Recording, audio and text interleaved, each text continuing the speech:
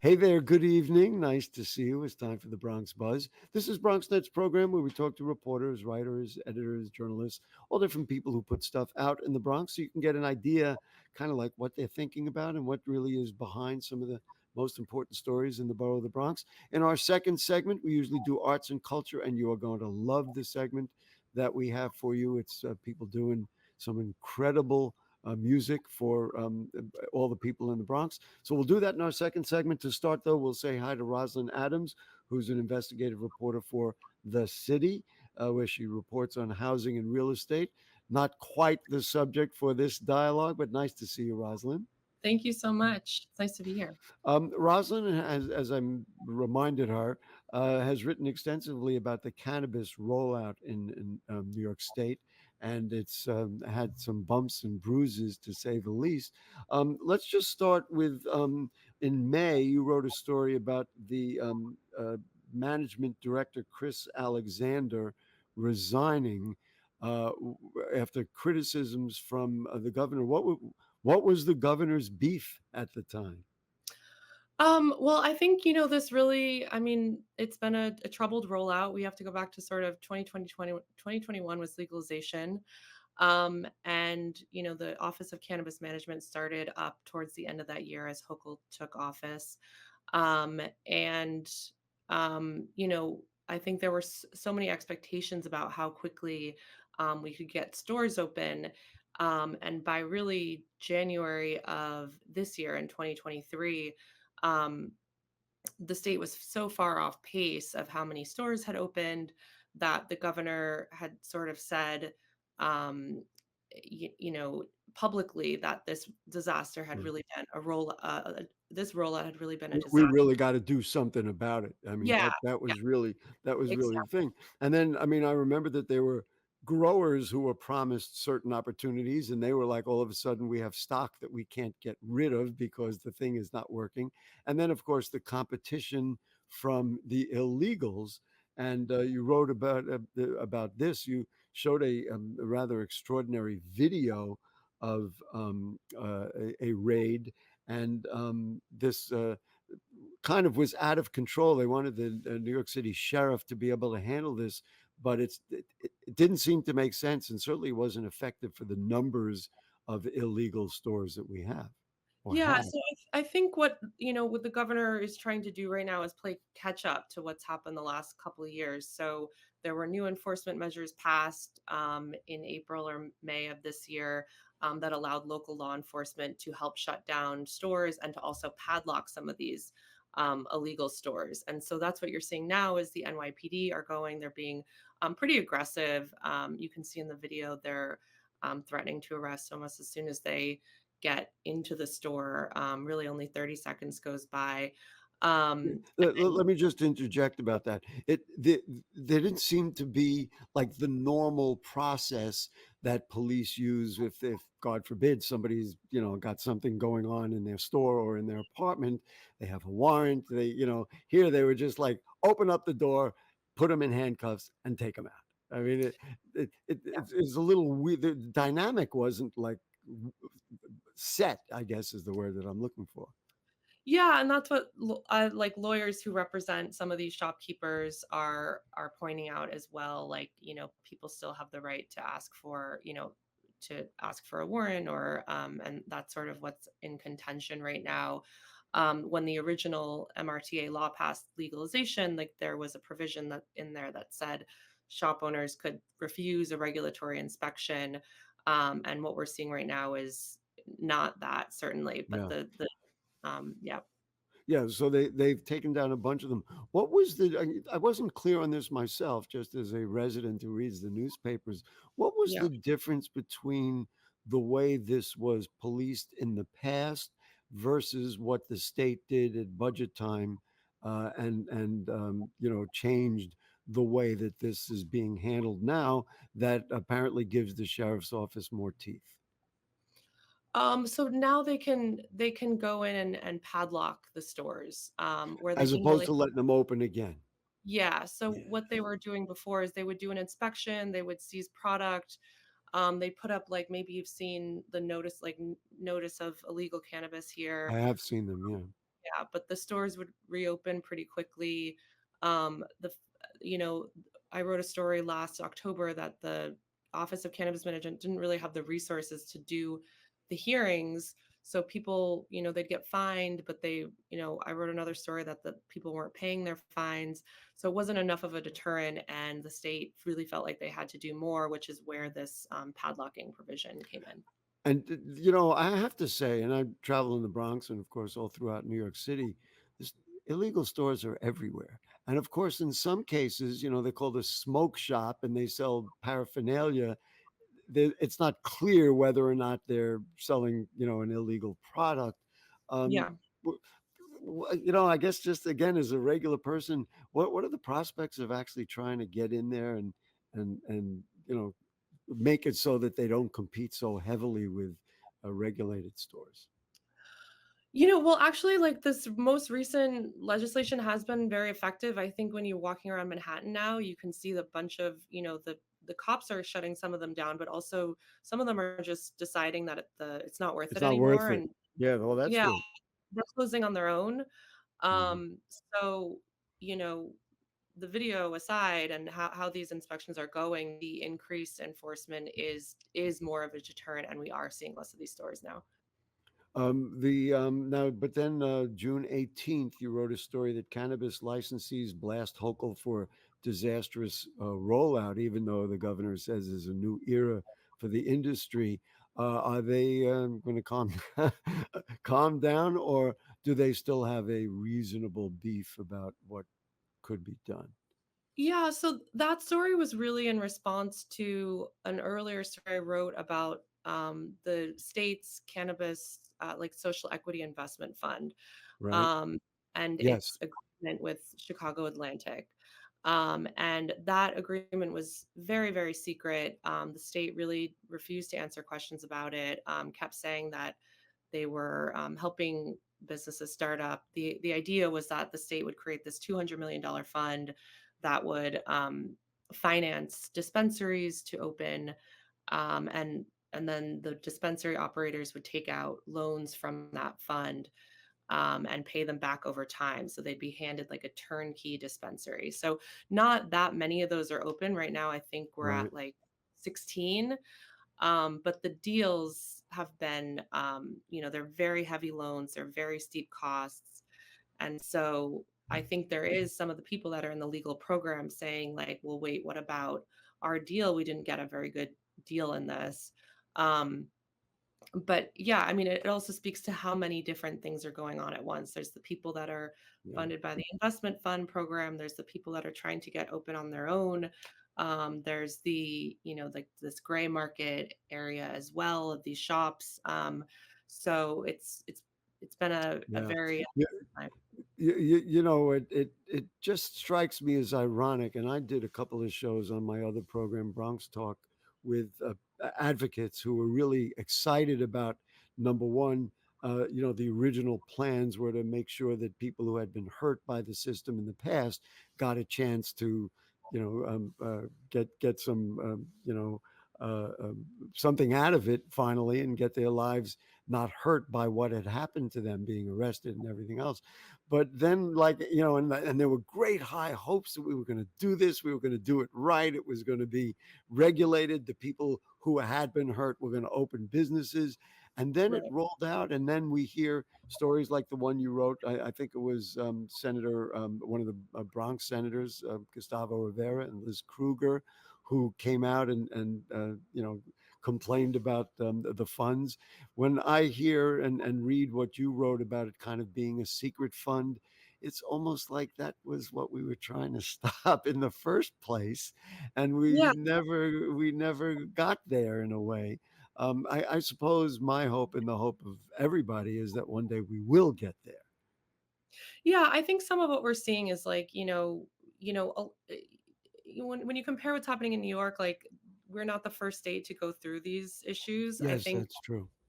but New York really wanted to make, the most ambitious law that they could. The law itself really stands out as prioritizing social equity candidates in a new way. The social equity fund they created is bigger than any other state has.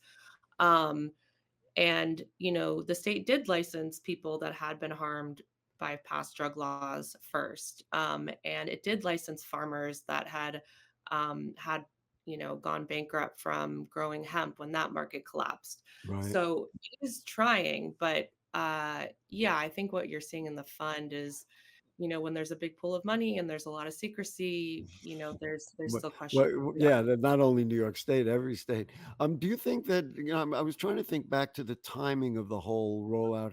Did some of that get kind of lost between the two governors, Governor Cuomo, and then Hochul had to kind of inherit something, or is my timing off and it didn't turn out?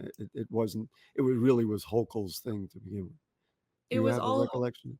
It was all the law. Hochul's thing. Yeah, the law passed in March 2021, but I think because of what Cuomo was dealing with, the Office of Cannabis Management was Right. not created under his tenure, and that was really one of the first things she did when she took Was to create office, the office.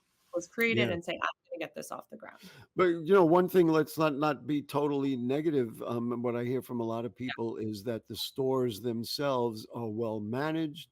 The product is there. Yeah. They treat people well. I mean, I've heard this from a lot of people. So I guess when for people who are interested in it, when you go into a licensed store, it's a lot better than, of course, buying from illegals because you don't know what you're going to get, and who knows where it came from. And you're kind of outside the system. It's probably not a good thing. So here's Yeah. the next question: what else you working on? Any sneak peek we can find out about what you got going on? Um, you know, as I I put you like on to the spot. I know that. say to all of my, sources that I talk to frequently, it's never a dull moment in cannabis. There's always something new that's about to happen. So, Yeah. yeah, So, it's a very busy beat right now. and have you been moved from housing and real estate totally? Because that's how you're Yeah, listed on the website. that is what my bio says on the website. Yeah, Yeah. yeah, Okay. it started as one story last Yeah. September. It's been a lot more since then. Yeah, So, yeah, yeah, I get that. yeah, Right. Rosalind Adams from the city. So I won't say she reports on housing and real estate. She's really been doing cannabis and has done a great job. There's a lot to read and there's a lot to learn about it because it's involved in our neighborhoods. It's involved in the people of the Bronx. So we appreciate your time this evening on the Bronx Buzz. yeah. Thank you so much for having me. Great. We're going to take a short break, folks. When we come back, as I said, a music organization that does things a little bit differently. Don't go away.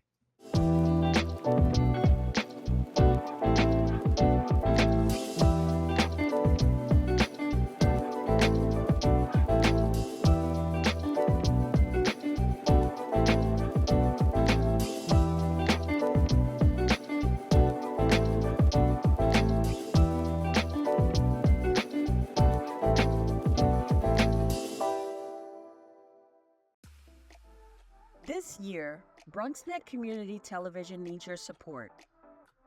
For more than 30 years, we've been providing community programming shows, education courses, and access to our world-class television studios. A place where Bronx residents can call home. Community leaders and organizations can share their ideas, stories, and passions for what matters to us.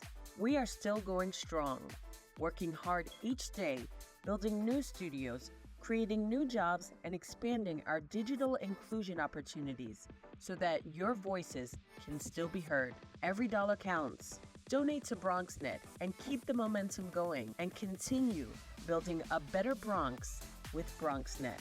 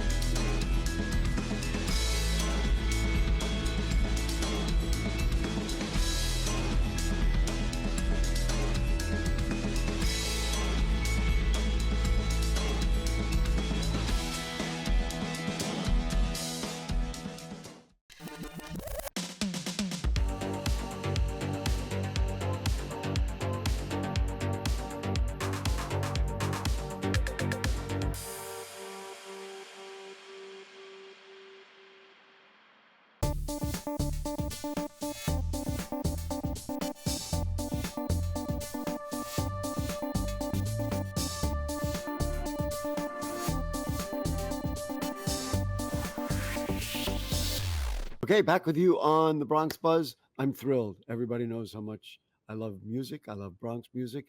I love bringing music to people who don't often get a lot of music and deserve it like we all do. And that's why I'm going to bring on Concerts in Motion. And we're going to say first hi to Jennifer Carnahan. Hi, Jennifer. How are you? Hi. Nice to have you with us. And Katie Miller, they tell me she's a singer. We've barely heard her voice yet. How are you, Katie? I am doing so well. Wow, and she's got a great smile too. Yes, Jennifer. So concerts in motion. Let's see. Reached over and people think of do your fingers and think about this number: 1,400 residents um, uh, each year. And now I'm going to give the Bronx neighborhoods: Co-op City, Crotona, Pelham Parkway, Riverdale, South Bronx, Van Cortlandt Village, just to name a few. And so that really covers the map. Jennifer, tell me about Concerts in Motion. What is it? Who is it? And why is it just? Why does Gary think it's so important to have in the Bronx? Well, your love of music is exactly who we are. We bring music and conversation to older adults and individuals feeling isolated. All of our musicians, including Katie, who's here today, are trained in person centered trauma informed care. So that informs how they converse with those that they're playing for. Our musicians represent 16 genres of music and they speak 19 languages. So we serve all five boroughs of New York City, but the Bronx is our favorite, of Well, course. of course, that you didn't even you're preaching to the choir on that, so that's okay. But I was not aware. I mean, because there are groups that go out and play, but you make sure that people are trained to do this specific work. So, so as you say, they're multilingual and they have some social service skills, if you will. Right? That's Yes. pretty darn exciting. Yeah, it's really exciting. We have over 100 professional musicians Wow. and we have about 180 student musicians. We have a youth program as well. All right. Yeah. So let's see. I've got another list here: older adult centers, naturally occurring retirement communities, libraries, the Y, the VA hospital, settlement houses, supportive housing for people experiencing mental health or substance use issues. Um, Needless to say, right? And here's the redundant question. Then we're going to go to Katie. Needless to say, people there.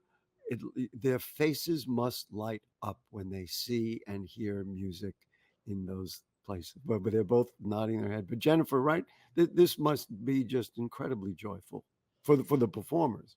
It's a win-win-win. And what's really important to remember is that we are in an epidemic of isolation still in this country post-COVID. And even the Surgeon General spoke to this. It's countrywide. And Concerts in Motion has been in a unique, strong position to address. Social isolation is actually it's a health risk. People they say that social isolation is equivalent to smoking 4 packs of cigarettes a day. It's a real health hazard, and people don't realize it until sometimes it's too late, where they're already having cognitive Wow. decline. You So know what you just said reminded me of something that I hadn't thought about even mentioning. This goes way back. I've been doing BronxNet television for 30 years, so this was prior to that. I was a radio disc jockey, and because of my love of music, I taught music at Sing Sing in a prison. And wow, so I would go through the doors, and I guess somewhere I'm registered in New York State in the New York State prison system. And I remember when I would put on like Curtis Mayfield and I had these men in front of me who had been incarcerated. And I remember seeing their faces and they were literally transported somewhere else. So I can, no, I'm not necessarily comparing people incarcerated with the wonderful people that you serve, but I can understand somebody who's isolated, somebody who has been divorced in that way from their heritage and their music, that you bring such joy. Apparently, we're having Wi-Fi issues with Katie, and we apologize, and we hope we'll get back to her, or even better, have people come out and watch her sing. But yes. Jennifer, tell me about the selection of the music and the selection of the musicians. You know, how large an operation do you have to manage here, and how close do you get to each performance? It's a massive operation. We serve about 30,000 people annually.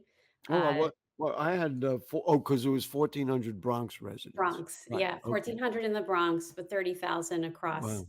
all boroughs, and we have a virtual program that we developed during COVID that's very successful, and we serve people nationwide. We're very good at serving people with a variety of issues, including cognitive decline, people who are coming from social like trauma that came from a societal event like a Holocaust or other events that Wow. went around our globe. And so each concert that we do is carefully cultivated for the audience. So Mhm. the concert that Katie is performing is at the Sage Cortona Pride Center. All right. Um, That was like she was, a big show for you guys, right? yeah, we serve there. We love serving them, and they love what Katie does and what she sings. So we really we only hire the musicians or we send volunteers from our youth program based on the beloved music of those that we serve, um, Wow. So in you the really language that they love. program it for the specific audience, whether it be Yes, age. If it's a senior audience, presumably you'll do, older music. it And if just it's it depends. just Yeah, it depends on depends. Yeah, like who for example, our veterans, they know jazz. Like we have to send really. excellent jazz. They I know would not have they thought of that. yeah. But you see, and again, I'm so prejudiced about the Bronx. If you're looking for jazz, man, we we there are a ton of musicians here who do it. But that must be also where do you get them like when they graduate school and they graduate, let's say a music school, but they've gotten social training, or do they come to you and then you provide training to let them know what they're going to be getting into, so to speak? Yeah, they so right now it's word of mouth. We've just begun trying to recruit in certain areas of the Mhm. city. So we always welcome Bronx musicians for sure. Normally musicians that come to us, they have a kind heart and they want to do this work. We do pay them, they're our employees. And we pay them for this training that Wow. they take with us. And then they help us because they tell us how the concert went, what were some of the things that they observed, and that really informs our programming. So To me, the which I really didn't know well until we spoke this evening, but uh, people play music. I thought it's a wonderful thing that you go to different places and you play music. I did not realize the depth to which you understood this process and really worked to make it work for individuals. You yes, know. it's one in some. And when we started, I'm an opera singer, and Oh, yeah, we started this when should I I was. ask you to do a couple of bars? I don't know what it'll sound like Uh, on this. oh, okay. Um, but yeah, I started this. It all happened because I was singing professionally, and my particular voice type, the music is very complex. So I needed to practice running through my programs. So I'd go to different nursing homes and veterans hospitals. Wow. Yeah, and they, what really got me though was not just how they appreciated my coming and the gesture of kindness, but how much they really needed to talk and really tell their stories about what the music brought up for them. So, like one of the concerts I'll never forget, the guy said he was the roommate of Mario Lanza, and anyone listening who knows who Wow. Mario Lanza was. So I'm from Philadelphia, and I had just sung in his competition, so it was just this really awesome So thing. all of But a sudden, yeah, all of a sudden he was like, "Oh, now I know what I ought to do." Um, yeah, to me, that it's just a fascinating human thing. And yeah. when you talked about isolationism, I see it all the time in Bronx streets. I remember looking out my window, I don't know, on a Saturday, and people would just be out and walking and running, or going somewhere. Now, I'm assuming they go somewhere, but they're doing it in a car or they jump on the bus, and they're definitely not out as much as they were before the pandemic. How long has Concerts in Motion been in operation?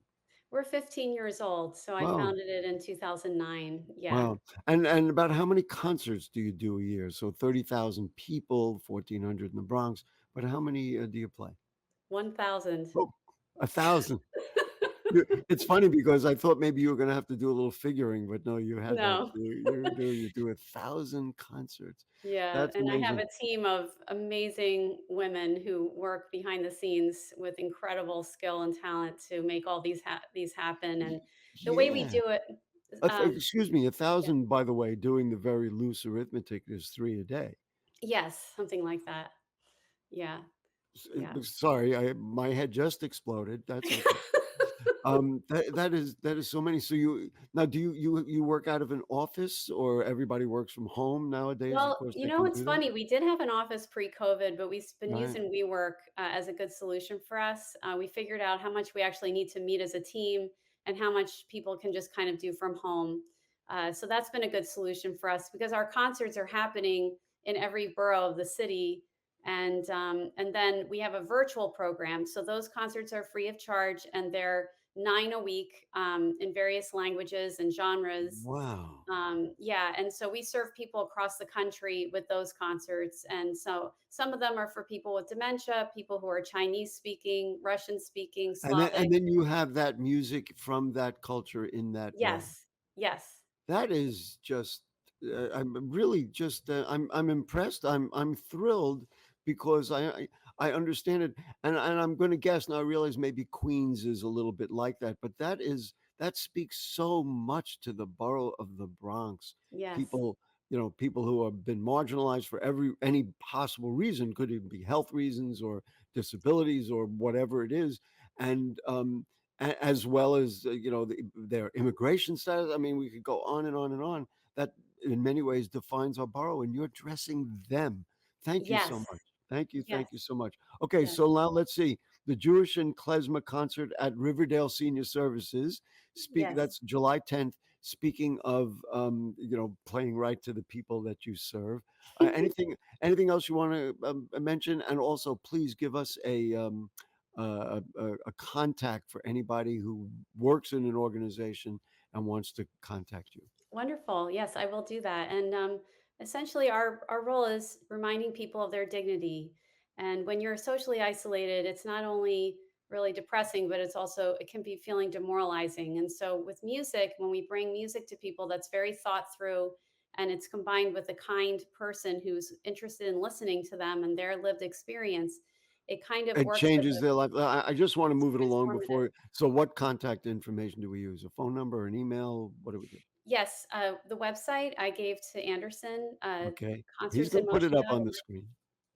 He'll bring Yeah, it up on the screen. Yeah. yeah. And what is it? Just state it out loud. It's www.concertsinmotion.org. And then they'll be able to get to you. Listen, you are saving the world, Jennifer Carnahan. Thank you so much. Thank you for the And and opportunity. thank you so much for taking care of our people in the Bronx. We appreciate it. Oh, And tell thank you so Katie much. we'll get her next time. It's fine. Okay, I'll let her Okay. know. Okay. Okay, folks, that will do it for the Bronx Buzz. We thank Rosalind for our first segment, and we really thank Jennifer and all our folks at Concerts in Motion. What a wonderful concept. And we'll see you next time.